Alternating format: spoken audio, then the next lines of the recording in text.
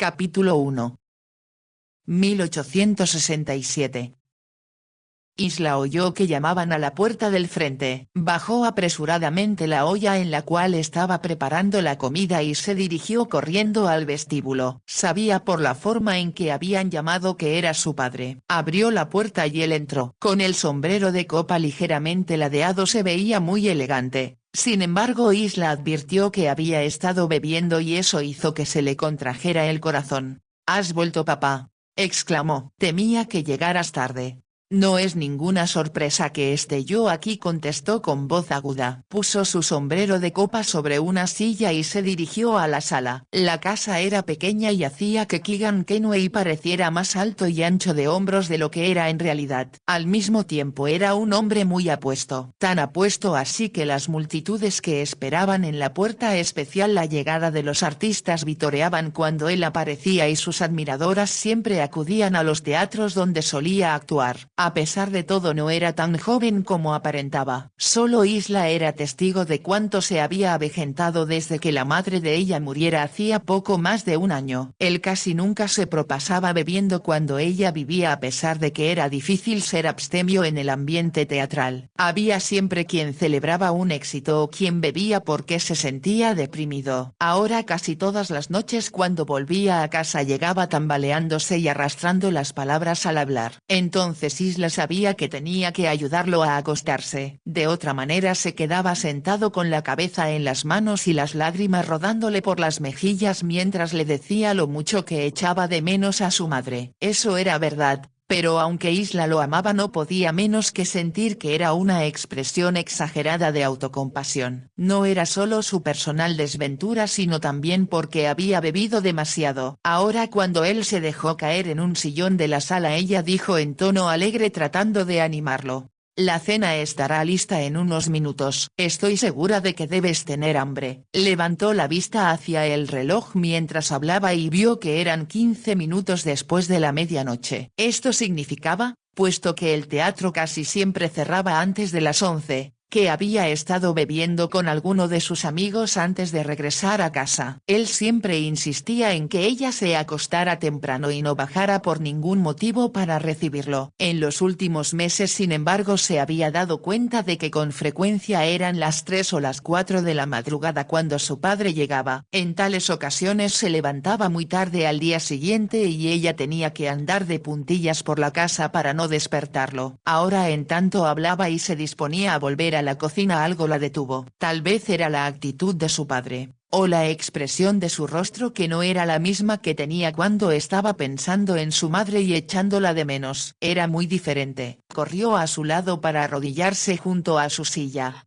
«¿Qué te sucede, papá?», le preguntó. «He perdido la oportunidad de actuar en la función a nuestro beneficio que se realizará mañana por la noche», contestó él. «Y Dios sabe cuánto necesitaba yo ese dinero. Pero, ¿por qué? ¿Qué ha sucedido?». Cruzó por su mente la idea de que tal vez habían despedido a su padre. Sin embargo eso era casi imposible. Ella se daba perfecta cuenta de la popularidad que había alcanzado desde que dejara de actuar en lo que era llamado el teatro legítimo. Ahora se presentaba en el Teatro de Variedades Nuevo Canterbury de Charles Morton, que había abierto sus puertas en Lambert hacía 13 años. La madre de Isla se había mostrado escandalizada por la decisión de su esposo. Ella jamás había asistido a un teatro de variedades y ciertamente tampoco había permitido que Isla asistiera. El salario era aceptable y Keegan Kenway, de ser solo un actor bien conocido en el ambiente del teatro formal, se había convertido en ídolo de las multitudes que acudían al teatro de variedades, vestido siempre a la última moda, con su mostacho emparafinado, su sombrero de copa de fina seda y su bastón. Era un hombre admirado y discutido por todo Londres. Las canciones que interpretaba, y tenía muy buena voz, eran tarareadas por todos los mozuelos de la ciudad, y los actores de teatro más jóvenes trataban de imitar su apariencia. Después de pasar algunos años en el Nuevo Canterbury, Keegan Kenway se había ido a trabajar al Teatro de Variedades Oxford, que fue construido en la calle del mismo nombre hacia 1861. Su actuación allí fue aclamada por los periódicos y era indiscutible que constituía una gran atracción para el público, y Charles Morton, que era dueño del teatro teatro lo sabía muy bien. Pese a ello Keegan Kenoey estaba siempre endeudado. Eso preocupaba a Isla tanto como había preocupado a su madre cuando ésta vivía. Nunca sabían cómo iban a poder pagar las cuentas. Había también que pagar el salario de la mujer que acudía todos los días para ayudar en algunos menesteres domésticos. Isla siempre supo que su padre era un hombre dadivoso, pero él nunca se había mostrado tan abrumadoramente generoso con sus amigos cuando su madre vivía como lo era desde que ella había muerto. En realidad,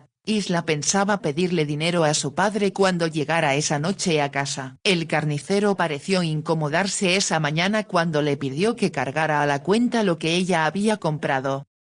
El dueño de la pescadería le había dicho que él era un hombre de escasos recursos y con muchos compromisos. Los tenderos no podían imaginarse que alguien tan famoso como su padre anduviera escaso de dinero o que llegara a casa noche tras noche con los bolsillos vacíos. Si Isla protestaba, él respondía siempre: solo invité a los muchachos una copa, después de todo ellos son mis mejores amigos. O bien: hay una muchacha en el teatro que estaba en apuros. Alguien en quien ella confiaba le robó cuanto tenía. No era posible que me negara a ayudarla. El dinero resbalaba de entre los dedos de Keegan Kenoey no como agua, sino como champaña. Esto parecía muy adecuado ya que él cantaba canciones que hacían creer a los provincianos recién llegados a Londres que las calles estaban pavimentadas con oro y que ningún hombre inteligente bebía otra cosa que no fuera champaña. Y sin importar lo que Keegan Kenoey bebiera fuera del escenario, estaba haciendo que sus ojos oscuros, que fascinaban a tantas mujeres del público, se vieran inyectados de sangre. Su voz era ahora más gruesa que antes y su barbilla estaba perdiendo la firmeza que tuviera en otra época. Aún así continuaba siendo muy apuesto y atractivo. No obstante, a los 48 años ya no se veía como el Adonis que fuera 20 años antes cuando se casó con su madre.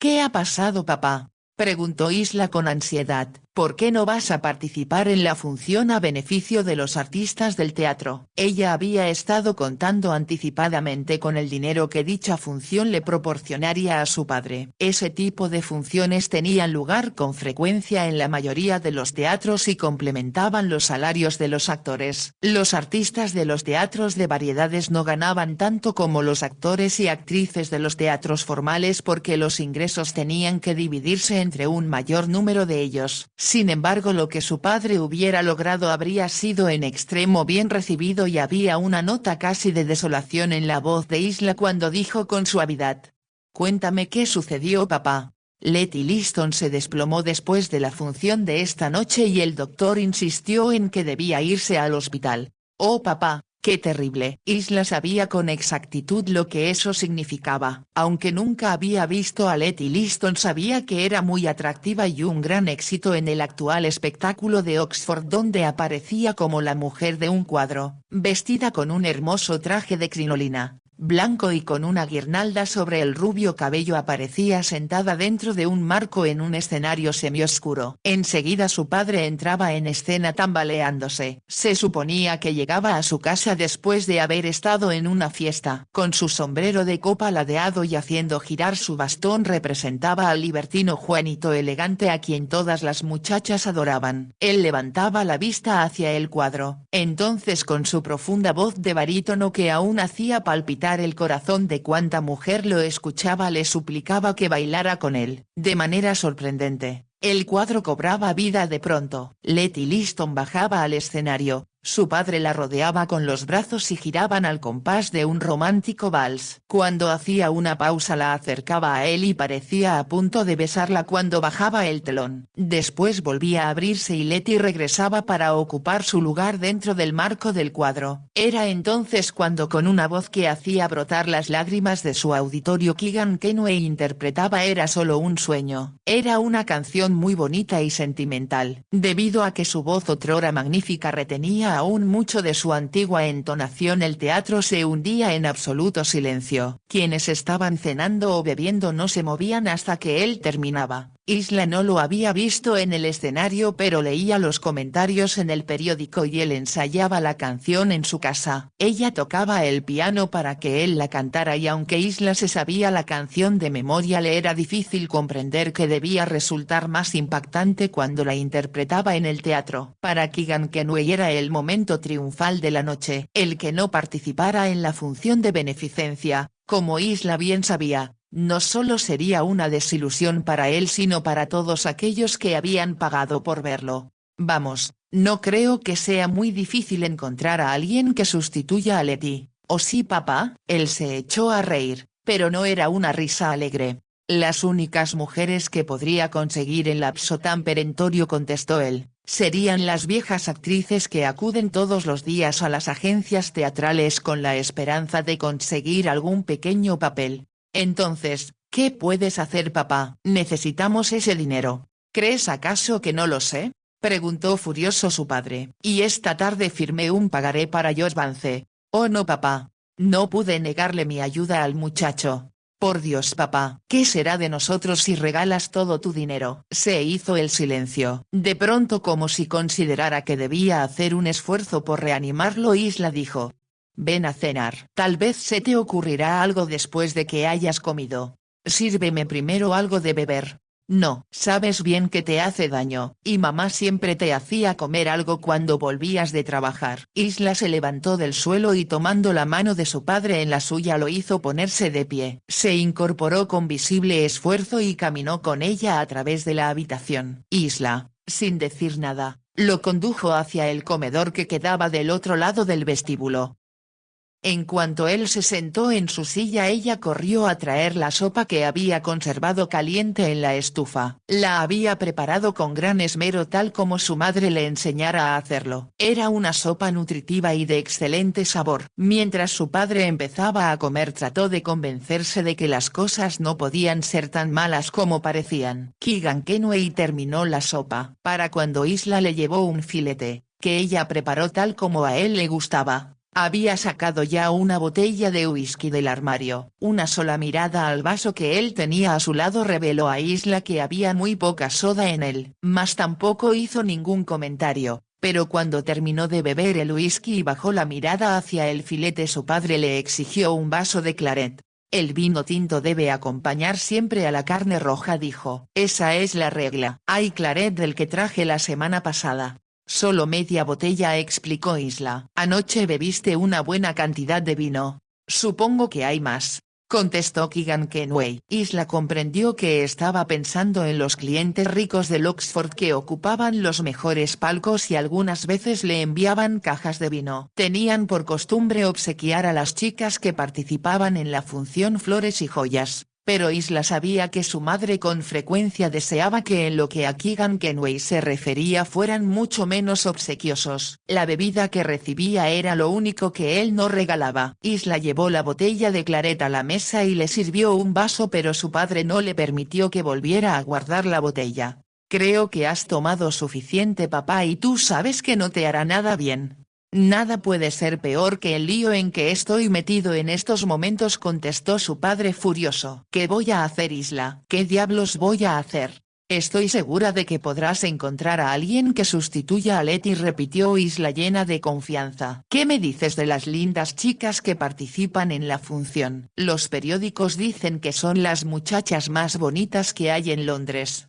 Eso es verdad contestó su padre. Pero ellas tienen sus propias actuaciones y no quieren participar en la mía. ¿Por qué no? Porque cuando están en el escenario desean el aplauso para ellas y no quieren tener que compartirlo conmigo. Eso me parece egoísta de parte suya sobre todo cuando tú haces tanto por ellas murmuró Isla. Ella era consciente de cuánto dinero gastaba su padre en las mujeres del teatro de variedades, pero no sabía con exactitud por qué le resultaba tan costosa la ayuda que les brindaba. Imaginaba cuando encontraba polvo facial en la ropa de su padre y tenía que cepillarla, que solo lo habían abrazado para expresarle su gratitud por el dinero que les daba. Era extraño que fuera tan generoso con las mujeres porque estaba segura de que eso era algo que no había sucedido en vida de su madre. Si lo interrogaba le decía que las mujeres eran actrices que estaban en las últimas, ¿Habían tenido una racha de mala suerte o estaban esperando que las cosas mejoraran mañana? Un mañana que no llegaba nunca. Su padre parecía ayudarlas a todas. Se dijo que si no obtenía la paga de la función de beneficencia tendría que pedir dinero prestado para los gastos de la casa hasta que hubiera otra función de ese tipo. Keegan Kenway terminó de cenar y la botella de vino quedó vacía. Deberías meterte en la cama, papá, sugirió Isla. ¿Cómo puedo dormir cuando estoy tan preocupado?, preguntó él con irritación. Dame más de beber. Ya no hay más y has bebido suficiente. Por un momento Isla pensó que él iba a desafiarla. Para sorpresa de ella, con lentitud, se puso de pie y deteniéndose primero de la mesa y después de una de las sillas logró llegar a la puerta. No le dio siquiera las buenas noches. Ella lo escuchó subir tambaleante por la escalera, entrar en el dormitorio del frente, que siempre había compartido con su esposa, y cerrar la puerta con violencia tras él. Se preguntó si debía seguirlo y ayudarlo a desvestirse. Una o dos veces había sido incapaz de hacerlo, de modo que se había arrojado vestido sobre la cama y se quedó dormido tal como estaba. Isla había tenido el problema de tener que planchar su ropa hasta que quedó presentable como para que él pudiera ponérsela de nuevo. Con un profundo suspiro decidió que era mejor dejarlo solo. Llevó los platos y los cubiertos a la cocina. Debido a que estaba cansada decidió dejarlos en el fregadero y lavarlos al otro día. Apagó las lámparas de aceite que había estado usando y subió por la escalera con pasos muy suaves. Se detuvo junto a la puerta de su padre para comprobar si él estaba durmiendo. Se escuchó un profundo silencio, pero como estaba preocupada por él abrió la puerta con suavidad. Tal como pensaba, no había apagado las velas que ella había encendido junto a la cama poco antes que él llegara a casa. Se había desvestido pero su ropa estaba esparcida por todo el suelo. Isla pensó que debía estar dormido. Entró de puntillas en la habitación, recogió su chaqueta y su camisa de pechera almidonada y las puso sobre un sillón.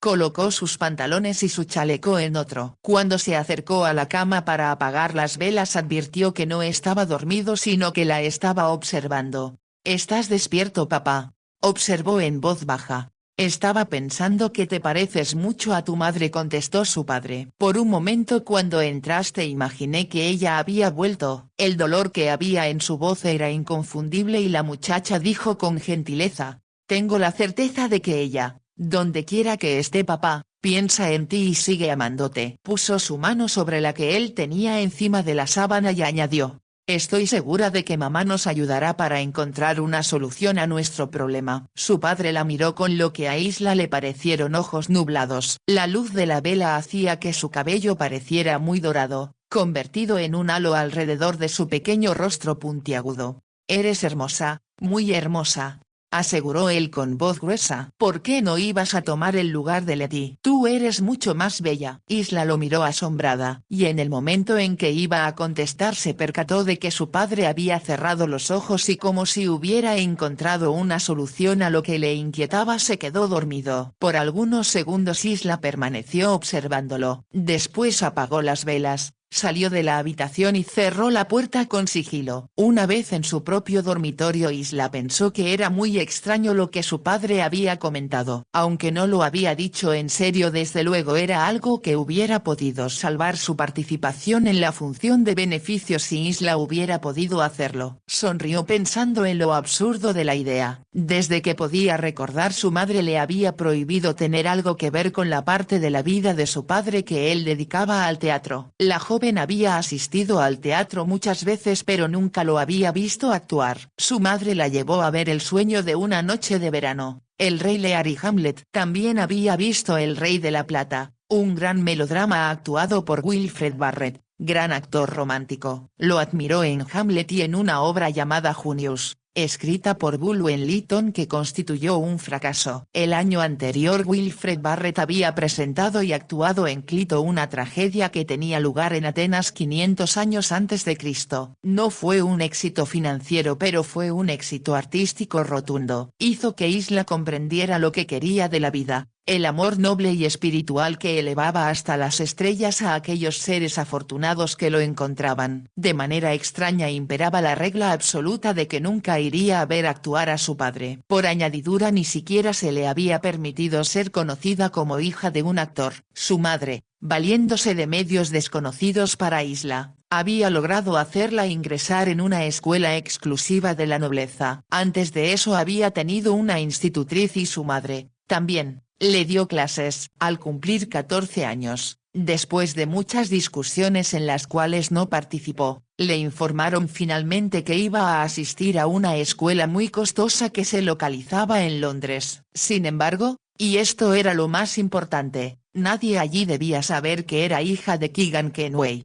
¿Por qué no, mamá?, había preguntado Isla. Al principio ella no contestó a su pregunta, pero por fin le explicó. Tú sabes, queridita, el gran éxito que papá alcanza en el escenario. Sería muy embarazoso para ti que las chicas se pusieran a comentar acerca de él contigo y que insistieran en que les consiguieras su autógrafo, por ejemplo. Sí. Supongo que sería un tanto incómodo, reconoció Isla. Además intervino su madre. Tengo la impresión de que la directora, a quien la aristocracia impresiona mucho, pensaría que la hija de un actor no debería relacionarse con muchachas que nacieron en un ambiente muy diferente. ¿Quieres decir que censura a los actores, mamá? Eso es exactamente lo que quiero decir. En ese caso tal vez sería un error que yo asistiera a esa escuela y estuviera entre gente que ve con menosprecio a papá. Isla comprendió casi en el mismo instante de hablar que había dicho algo indebido. Había una nota de dureza en la voz de su madre cuando contestó. Tú harás lo que yo te indique. Tienes que ser educada con esmero y un día me lo agradecerás. Hizo una pausa antes de añadir.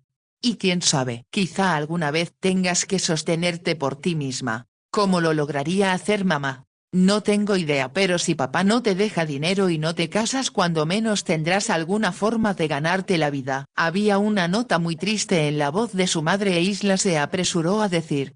Por supuesto que haré cualquier cosa que me indiques, mamá, aunque me resulta muy extraño. He dicho a la directora que te llamas Isla Arkwright y que vienes de Escocia. Arkwright, como Isla, es también nombre escocés. Espero que me acuerde de él. Suspiró Isla. Fue en realidad el apellido de tu abuela. ¿Vive ella todavía?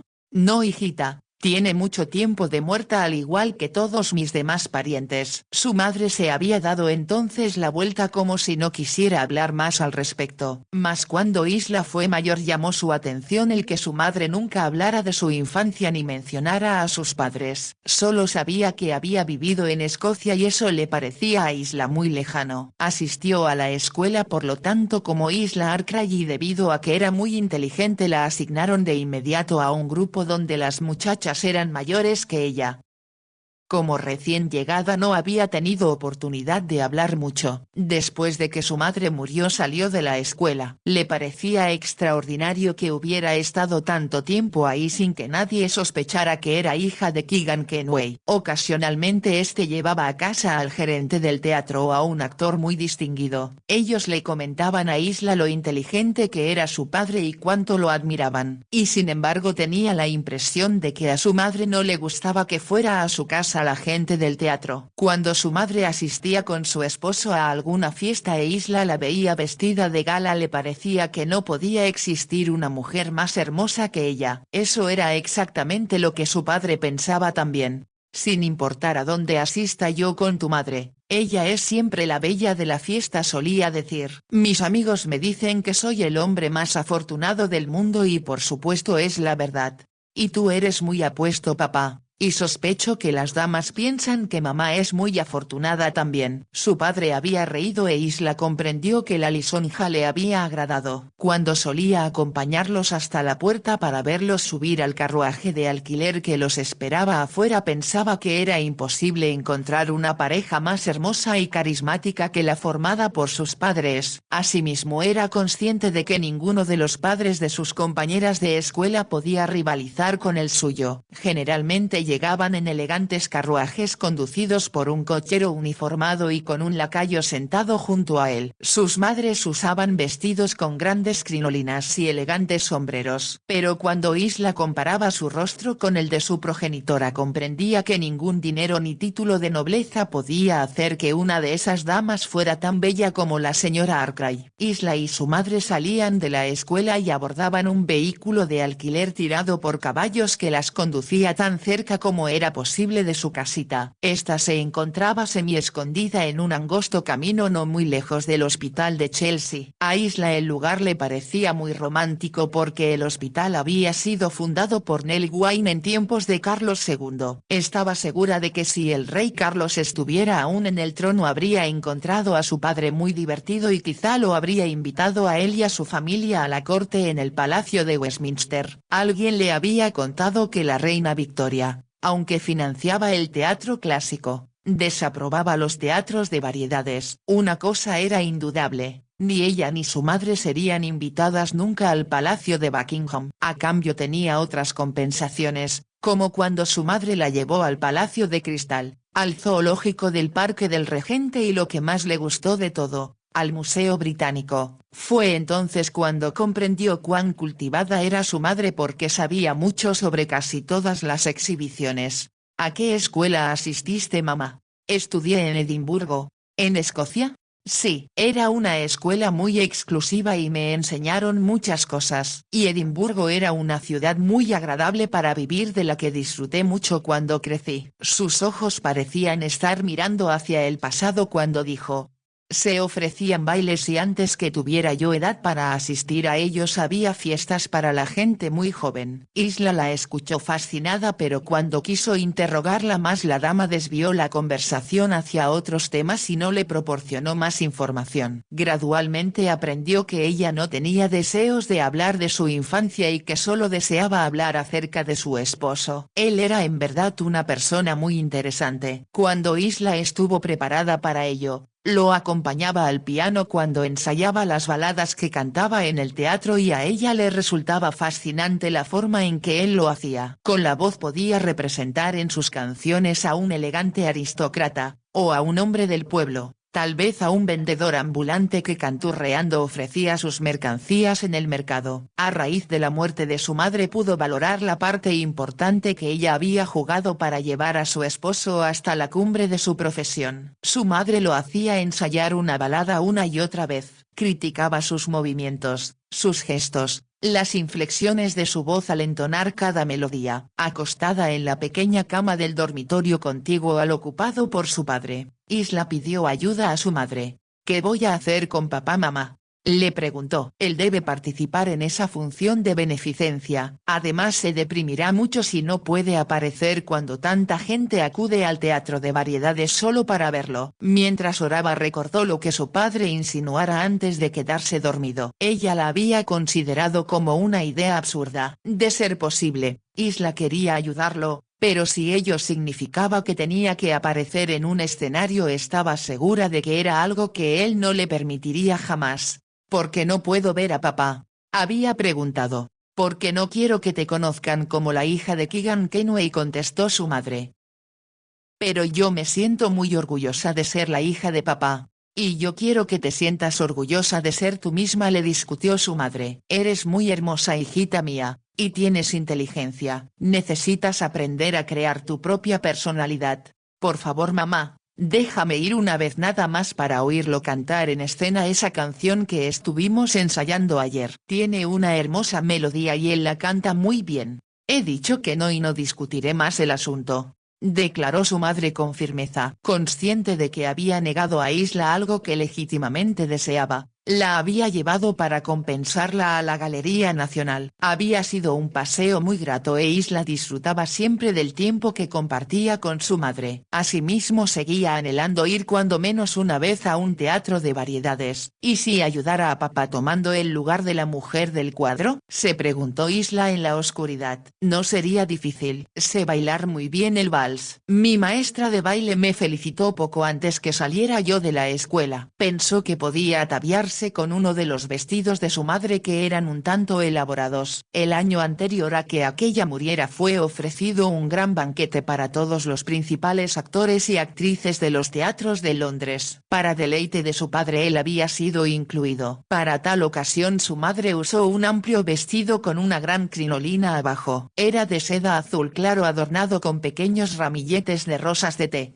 «Pareces una princesa de cuento de hadas, mamá», le había dicho Isla cuando ella le fue a dar un beso de buenas noches. «Quisiera poder ir contigo». «Yo también quisiera que pudieras venir», intervino su padre, «pero sería más fácil pasar un camello por el ojo de una aguja que acomodar una persona más en la mesa del banquete. Eso se debe a que las crinolinas de las damas ocupan todo el espacio», comentó Isla. «Estoy de acuerdo contigo», reconoció su padre. «Al mismo tiempo eso hace más difícil para los caballeros bailar muy cerca de mi esposa y eso me tranquiliza. De otra manera me sentiría muy celoso y no le permitiría bailar con nadie». Su madre sonrió. «La única persona con la que ansío bailar es contigo, mi amor», terció ella. «Y si alguien va a tener celos, voy a ser yo». Su padre la besó. Isla captó la felicidad en los ojos de su madre y se dijo que eso era lo que ella deseaba cuando se casara. Sin embargo se sintió muy solitaria cuando se metió en la cama. «Tal vez a mí nadie me amará», pensó con tristeza. Entonces recordó que se parecía a su madre. Eso era lo que su padre comentaba con frecuencia y lo decían también los actores que visitaban ocasionalmente la casa. «Es una gran suerte, Keegan», había dicho uno de ellos, «que tengas un teatro lleno de mujeres que te aplauden cuando estás en escena y dos hermosas mujeres esperándote cuando vuelves a casa». «Me siento muy agradecido por sus atenciones», contestó su padre, «y ahora pueden entender por qué vuelvo a casa tan pronto como termina la función». Esa fue una verdad mientras su madre vivió. Ahora, pensó Isla con tristeza, no era lo bastante importante en la vida de su padre como para impedir que se quedara fuera del hogar hasta altas horas de la noche bebiendo en exceso. Aunque ella casi no se atrevía a decírselo a sí misma, observaba que ya no estaba tan apuesto como antes. «Debo ayudarlo», exclamó en voz alta. Tenía la desagradable sensación de que si él no podía tomar parte en la función de beneficencia entonces bebería aún más para acallar su desilusión. «¿Cómo es posible que no haya nadie que pueda ayudarlo?», se preguntó. Una vez más pensó en aquella idea extraña que él expresara antes de dormirse. La posibilidad de que ella pudiera tomar el lugar de Letty. «Podría hacerlo. Yo sé que podría hacerlo», se dijo convencida. Sintió el impulso de ir al dormitorio de su padre y discutir eso con él. Entonces comprendió que él debía estar ya profundamente dormido. Sería un sueño motivado por la gran cantidad de licor que había ingerido y que daría por resultado que a la mañana siguiente despertara con dolor de cabeza y la boca seca. Sentía que todo era demasiado difícil para que ella pudiera manejarlo. Como una niña asustada en la oscuridad invocó a su madre. «Ayúdame, mamá. Oh, por favor. Por favor, ayúdanos. Todo está marchando mal sin ti y yo tengo miedo por papá. Si él sigue así, ¿qué será de nosotros?». Su voz de algún modo pareció perderse en la oscuridad e imaginó que su madre no la escuchaba. Súbitamente sintió la presencia de su madre en la habitación hablando con ella como lo hacía cuando era pequeña y despertaba llorando después de una pesadilla. «Todo saldrá bien, hijita», escuchó decir a su madre. «Todo saldrá bien a final de cuentas».